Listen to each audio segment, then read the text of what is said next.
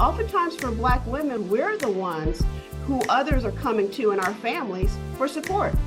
So when things are wary for us, who do we go to, especially if we're single and we don't have that husband, that partner? So it's imperative that we make sure that we have a financial cushion, and it's absolutely possible. We just have to be diligent, we have to be intentional, we have to be strategic. Welcome to my channel, Sonja Unapologetic. My name is Sonja, and I want to introduce a very special guest that we have today, Dr. Shelette Stewart.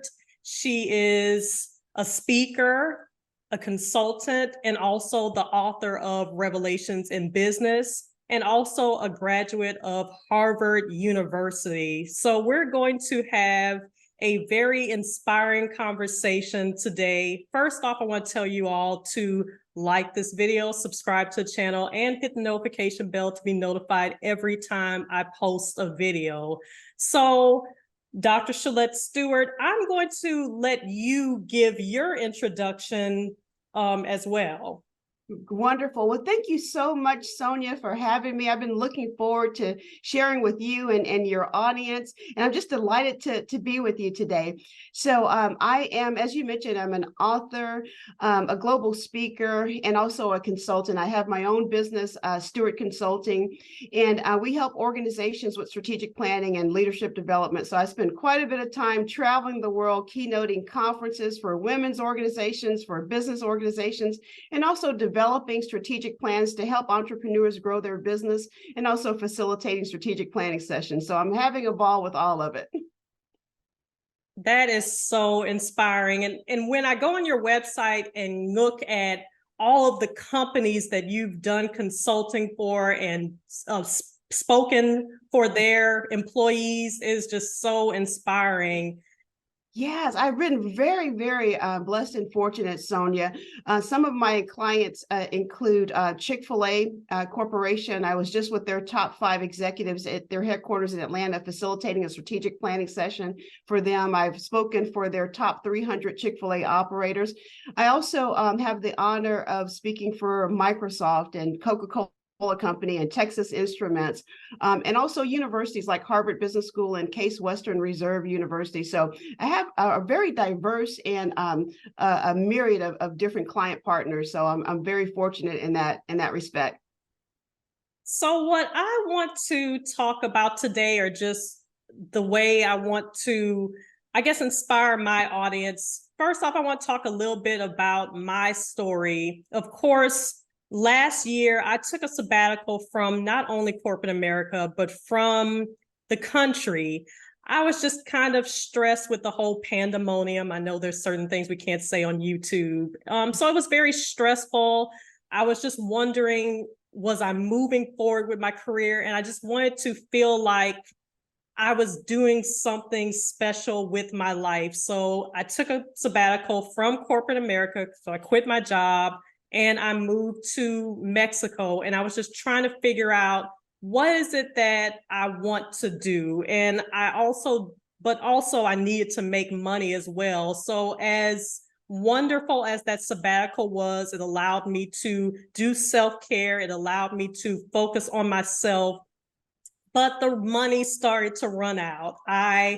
We need to make money. So I think for Black women, we want to make the money and be able to fund our life, but then we also want to balance that with our mental health as well and be able to live that fulfilled life. So I'm going to let you, I guess, tell some of your story and kind of give some suggestions on how we balance making money, whether we're succeeding in corporate America or whether we're an entrepreneur, and how do we balance that with our mental health and well-being and taking care of ourselves.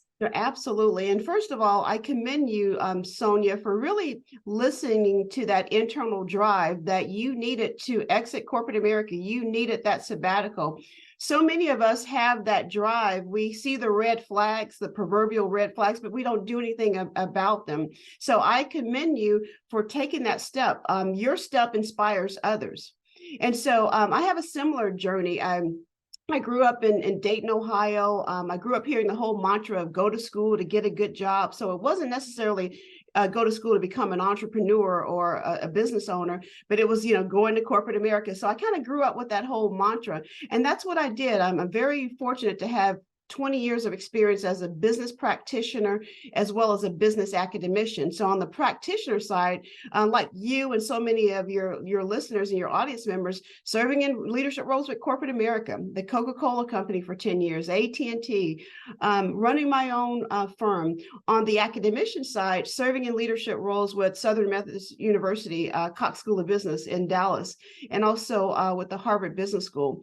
But I'll share with your audience today this whole notion of really being true to myself and kind of listening to that internal drive really came to a halt for me during my tenure with the Coca-Cola Company.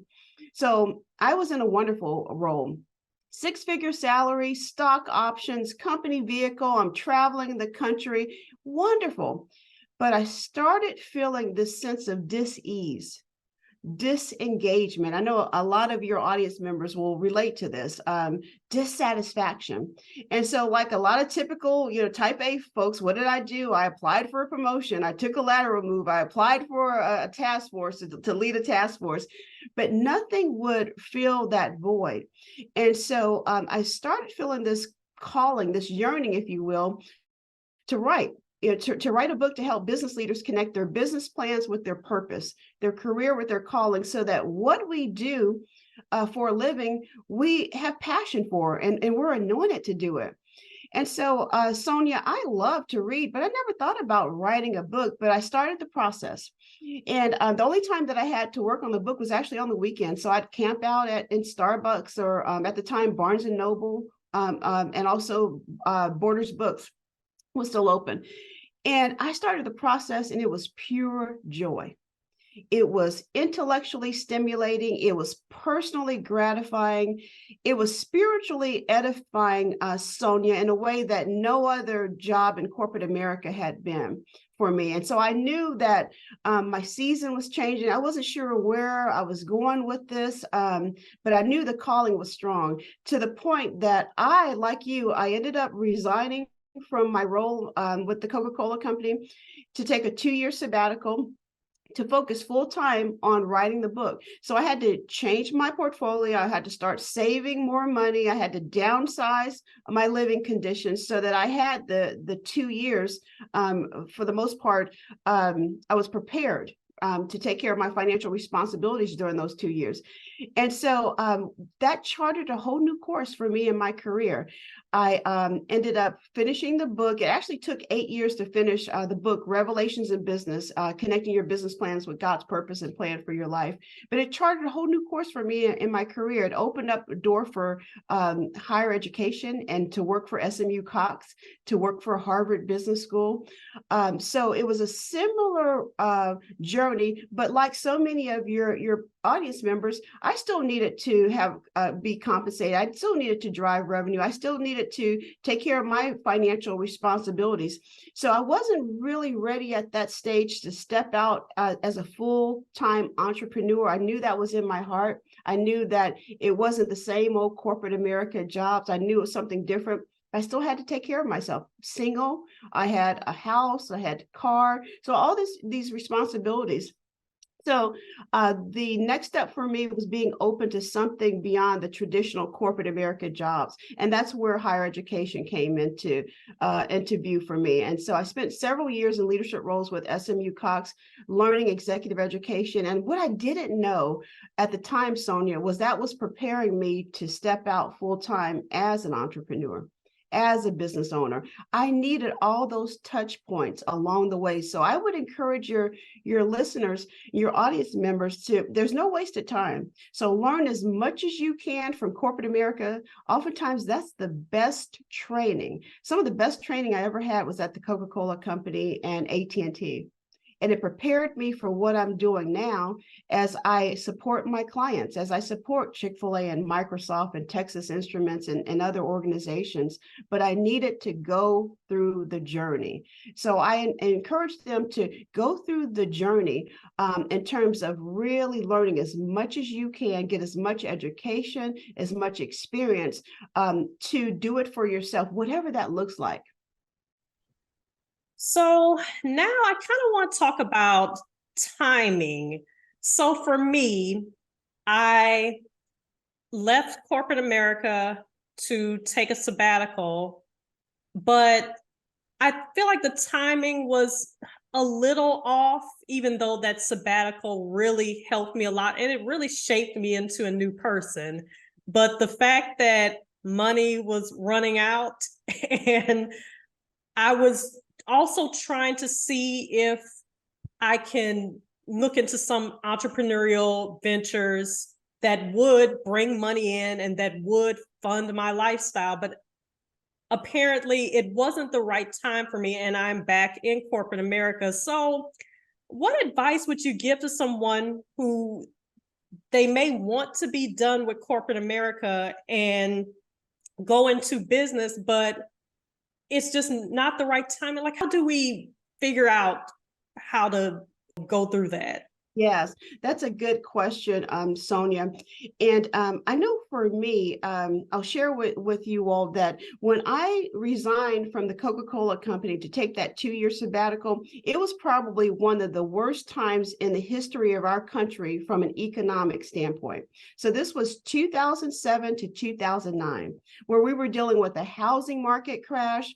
We were dealing with corporate bailouts, Bernie Madoff, Enron. It was a terrible time. But I knew that if I tried to stay where I was, I would have spiritually suffocated. I had no choice. I had to step out. So for me, I'm a person of faith, and so I believe in prayer and being led by God. And I know it was just part of the journey. So the timing definitely was not ideal. I probably had so many people questioning my sanity at the time, that you're going to leave a 6-figure role in corporate America to take a sabbatical to write a book during this economy.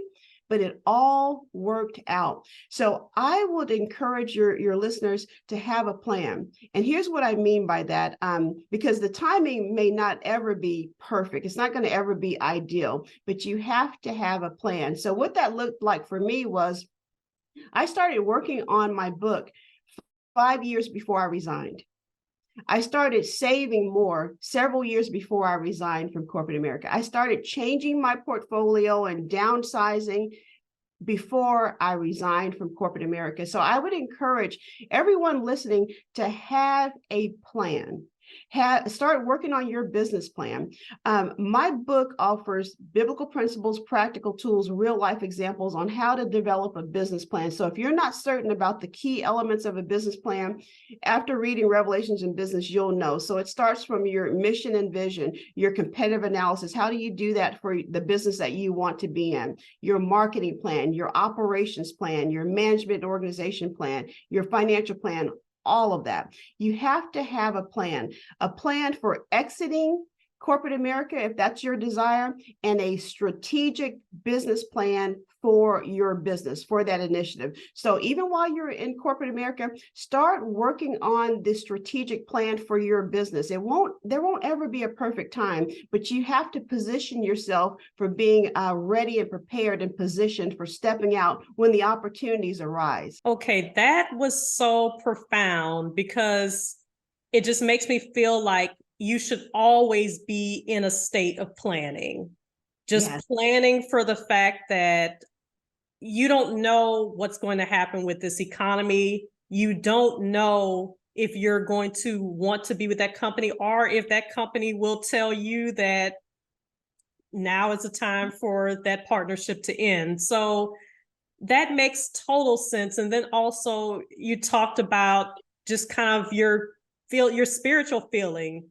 So economically and what's happening, it just may not ever be the right time. But I think for a lot of Black women, they were just in a state of, if I stay here, my mental well-being is just suffering. It's like, no matter what it looks like financially, I just cannot stay in this place. And so when your body's telling you that, you have to make a move. So that makes sense. Absolutely. That's actually what I was alluding to when I mentioned that if I had tried to stay with Coca-Cola, and Coca-Cola is a wonderful company, I would highly recommend it. But if I, at that point in that season in my life, remained there, I would have suffocated. I would have spiritually suffocated. And of course, that would have turned into all type of physical ailments and disease. And that is what we as Black women oftentimes endure, because we're not stepping out on faith and walking into that next season. There are all these red flags, but we're ignoring them. And we're staying because we think it's the safe place to be, or it's what's expected of us. But the safest place, in my mind, the safest place you can ever be is within the will of God. And so I encourage women in particular to be emboldened, to be liberated, to be emancipated, to step out. We need the genius that you all have in our society, but you can't pursue that if you're holding on to a past season. And oftentimes we've done what we needed to do in that role or with that company, and it's time to move on. So I encourage those who are listening or watching, if you have that yearning, that desire, that calling, honor it. That's exactly what I was feeling at Coca-Cola. And quite frankly, I went through it during my tenure with the Harvard Business School. I thought, Sonja, I'd made it. Here I am at Harvard. Graduated from Harvard. I'm working for the Harvard Business School. There are all these opportunities. And yet, after a few years, I felt that yearning. And I know for me, it was a calling from God that it was time to step out. And so at that point, I had grown in my faith. I wasn't as afraid. And I said, okay, I resigned from the Harvard Business School. I said, I don't have to be on the East Coast to run my company. Why not be closer to family? So I relocated to Columbus, Ohio, where all of my family members are. And my business continued to flourish. For years, I was doing the consulting, doing my business on the side, and I transitioned into full-time. And so now I'm full-time as an entrepreneur, but I had to go through the journey.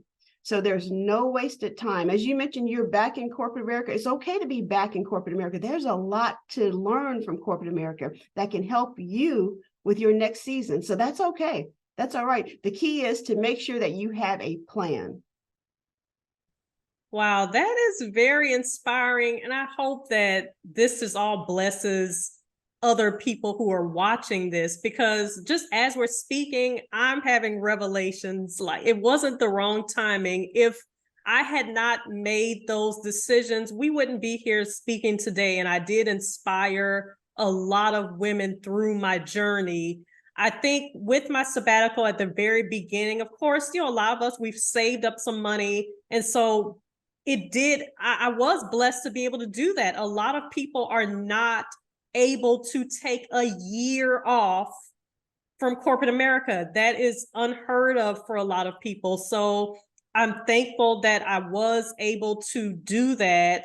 And even though things got shaky in the middle, it's like the stress of what I was initially dealing with in corporate America and the pandemonium, it's like at the end, the stress of, okay, no money is coming in. It's like, now it's like I'm feeling like the same stress that I was feeling at the beginning. So I knew I had to come back into corporate America. But you talked about faith as well, because it's like, it was the right timing, even though I thought it wasn't the right timing.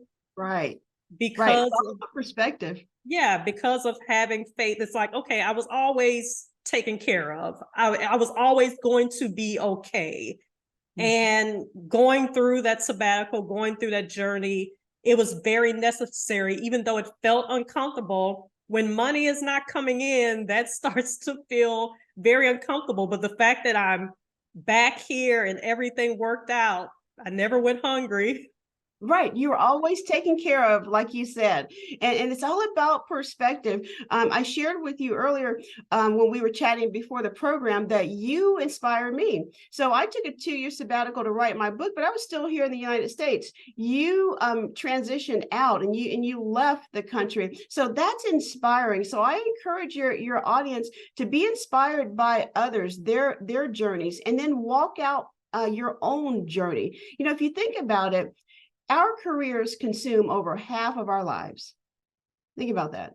Over half of our lives. So it's imperative that what we spend most of our waking hours doing for most of our lives is also spiritually edifying. And we have passion for it, that we're anointed to do it. We spend more time at work than we do with our loved ones. So we have to make that time count.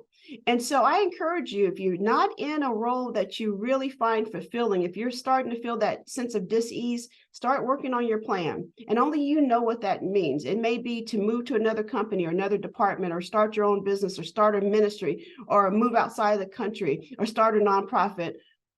Oftentimes we know what that yearning is internally. We just have to act upon it. That's where I think 75% of the population fails, is they never execute. So I'm encouraging your audience to execute. Start writing the business plan, apply for the promotion, apply for the fellowship, take the LSAT, whatever you need to do to take your stuff one step closer to walking in your divine calling and purpose.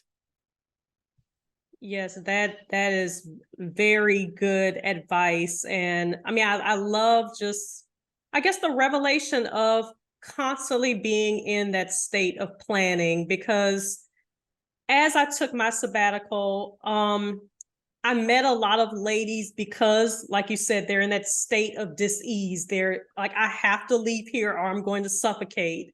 And I met a lot of ladies to where they were leaving the country. It's like, I have to do this.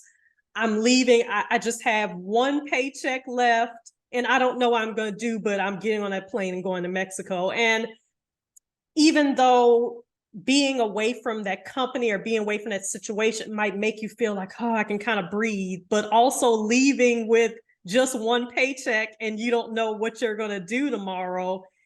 It's like, we don't want to be in that extreme of a situation. So if we stay in a constant state of planning and planning for, what if things change drastically tomorrow? I want to be in a situation to where I give myself some wiggle room to where I can kind of breathe if I have to make a sudden decision. So absolutely. And what you're alluding to is still the foundation of planning.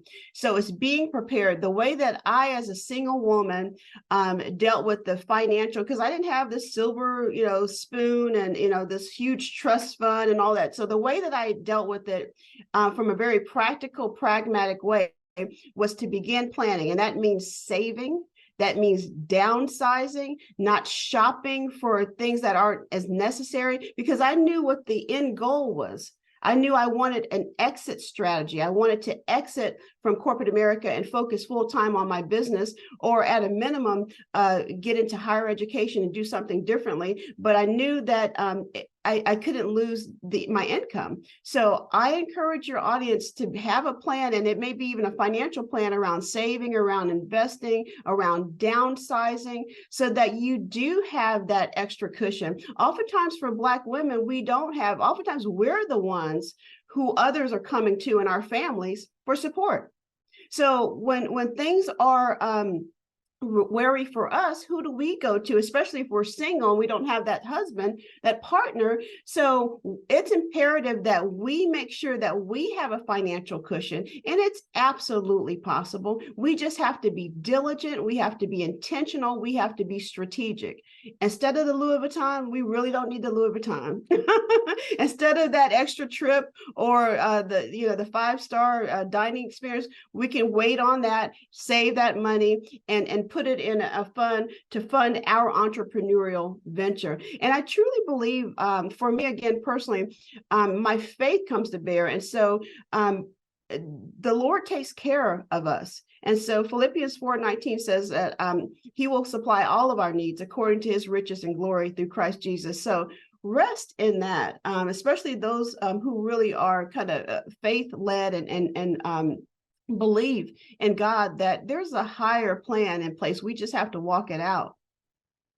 yes, I also want to talk about, how do you figure out what is the best path for you? So a lot of my viewers and a lot of people I know, some are in corporate America, but they're just in a job to pay their bills. It's not what they wanted to do when they grew up. And a lot of my friends and audience are artists as well, filmmakers, authors, and then others are trying to figure out what entrepreneurial ventures should they pursue. So for someone, and I know, I'm over 35, sometimes it can feel like, okay, a lot of people can feel like, what do I want to do with my life? Like, I should have known that a long time ago. So how do we really find out what is our calling and what is the thing that we should be doing? Yes, that's such a great question. I write about that in Revelations in Business and actually speak about this. I'll be in Trinidad next month speaking to a group of women leaders there on the topic of connecting your profession with your purpose. And so when I'm teaching on that topic and speaking on that topic, I take the audience and I take the readers in Revelations in Business through some of the process of how do you actually understand what you're meant to do. Whether it's in business, whether it's in arts or the performing arts, what does that look like?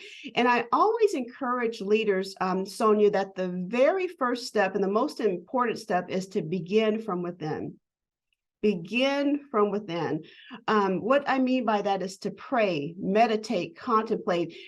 For us as Black women, we have to take some time alone. Oftentimes we're so busy, career, family responsibilities, taking care of everyone and everything. But it's important to take some time and just pray, contemplate, meditate, whatever that means for you and your faith, to hear from within.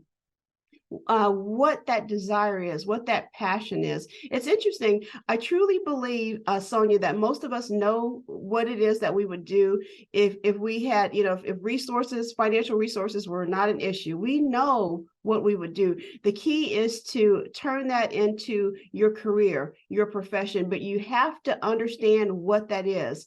So it's not about, the world will tell you to go after that niche or build a business around that market niche, or go apply for a job with that growing company over there. It's all external, but I'm recommending the internal. And oftentimes we know what that is. We know what we love to do.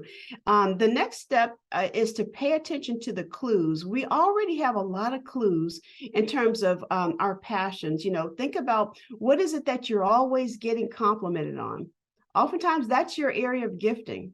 What is it that you do so naturally that for others it's difficult and even daunting? That's your area of gifting. What's your hobby? What is that hobby that when you're immersed in, time just seems to fly by because you love it so much? If you can find a way to integrate your areas of gifting and those hobbies, those interests, it will be as if you're being compensated for a hobby. You're being paid for a hobby. That's the sweet spot. If you read books like the autobiography of Steve Jobs. I mean, Steve Jobs, as a kid, he was tinkering around with electronics in his father's garage. And then that was a passion, an internal passion and interest. And he ended up changing the world. And so I encourage your audience to begin from within. Take some time to really pray, meditate, contemplate about your passions, and then pay attention to those clues. We already have those clues. We just have to pay attention to them. That is very powerful. And that leads me to say that for Black women, we really do need to take time for ourselves. I have a lot of friends, they're always there for everyone else. So their mind and their time is boggled down with this person's problem, that person's problem, and they don't take the time to really take care of themselves and listen to themselves. And I think a lot of times it's hard for us to find our purpose because we don't ever have that silent time to even think about what our needs and wants and desires are. So I know a lot of my audience are Black women, and just for anyone, we do need to take that time, like you said, to meditate, to just really listen to ourselves and understand that that doesn't mean that you're being selfish in a bad way. It's just very necessary for you to live in your purpose, for you to take time. even just with self-care, if you take that time to go get a massage, that is the time for you to really take that hour and think. Absolutely. Absolutely. Truly believe that a lot of the chronic ailments that we as Black women deal with are stress related. And the stress is coming from what you just articulated, our not taking the time to really focus on ourselves in a very healthy way, going to the spa, taking a massage, taking a nap. Sometimes the most spiritual thing you can do is take a nap. I heard a minister say that, and that's so true. It's just rest. Just resting. And also being inspired by others. It's important who you surround yourself with. And for me, when I took my sabbatical, I was led to have just a very few individuals in my surrounding spectrum, so to speak, and not sharing everything with everyone. It's important to take some time and just really hear from within or hear from God. And so he took me through that process as well. So take the time to hear from him and also be inspired by others' journeys. I read a lot of books, and there were books not just by Black women, but white men who were exiting corporate America and had a similar trajectory or interest that I had, that they inspired me. I'll share with you one book that really inspired me to write my book, Revelations in Business, was Rick Warren's book, The Purpose-Driven Life.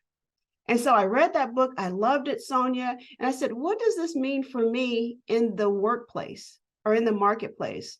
What does this mean if I'm to submit to a leader who I don't respect?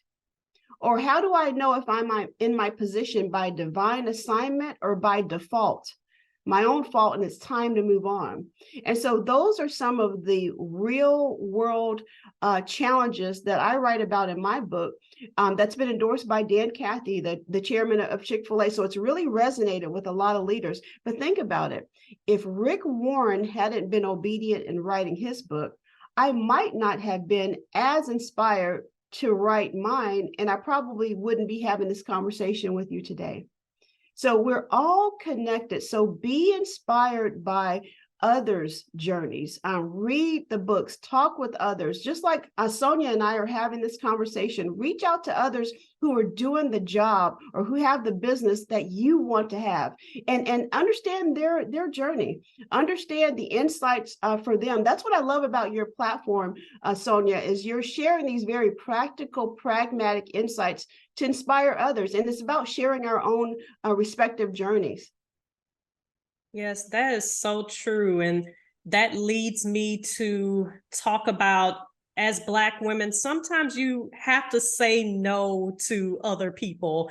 Just that feeling of being the strong Black woman and it being noble that you're carrying everyone else's weight on your shoulders. I don't feel like we're meant to carry everyone's weight on our shoulders. So we have to sometimes say no to other people to say yes to ourselves. So I feel like that is just something that, I just feel like just during this conversation, I've had a lot of revelations, and I've just been inspired by speaking to you today. So I know that my audience will be very much so inspired and blessed to hear this conversation. So I guess tell my audience, where can they find you on social media, and just how can they follow you? Sure. And I echo your sentiments. It's important to say no, and unapologetically no.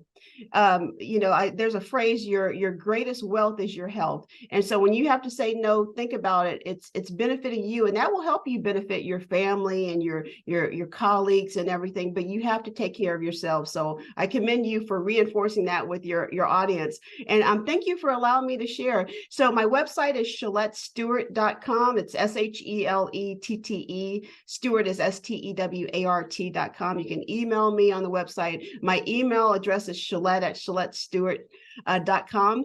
And you can follow me on social media. The book, Revelations in Business, Connecting Your Business Plan with God's Purpose and Plan for Your Life, is available on Amazon, Barnes & Noble, and wherever fine books are sold. Again, it's been endorsed by Dan Cathy, the chairman of Chick-fil-A, and a number of other leaders in corporate America, as well as higher education and ministry. So I look forward to connecting with your audience. You really have blessed me this morning by just really making me, especially when I got to the point of, was it the wrong timing? Actually, it was the right timing. So for me to understand, like, all of that happened for a reason for me to be here today. So I thank you so much for being here with me this morning, for speaking with my audience. You guys, I'm going to also put in the description box just all the information that you need to know about Shelette, for you to be able to follow her and for you to be able to continue to be inspired by her. So I thank you all for being here. Again, like this video, subscribe to the channel, and hit the notification bell to be notified every time I post a video. And I'll talk to you all soon. Bye-bye.